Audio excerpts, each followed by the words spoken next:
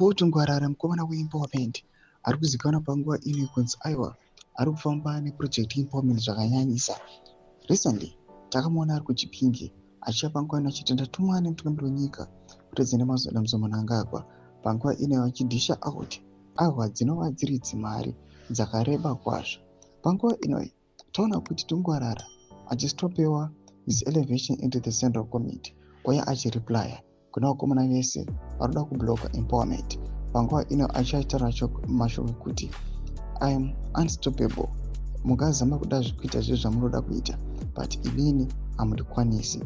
Zana pana mashoko aroda panguva ino anyatsokuonekwa kunzi zvikananda aiwa hapana zvaungazviita. Ndokupa subscribe or like on the bell icon.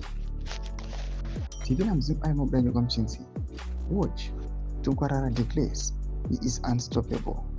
President Emmerson Mnangagwa's special advisor Paul Tungwarara says he is not going back on empowerment. Tungwarara attacked those in ZANU-PF attempting to disrupt empowerment projects. He made the remarks in Chipinge on Saturday.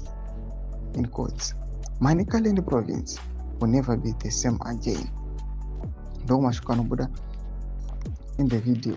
Tichiona Tungwarara achibuda publicly achiti aiwa kune vamwe panguva ino vari kuatimta kuda kudisrupta empowerment maprojects. Kudisrupta empowerment kuya nekustopa Tungwarara's elevation to the Central Committee achida kumubloka panguva ino vachida kuita zvavanoita.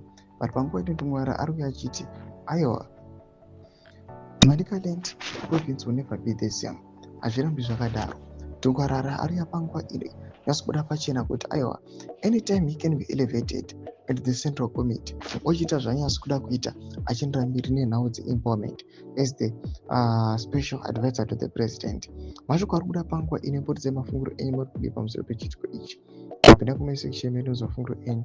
So subscribe or like achiti on the bell icon.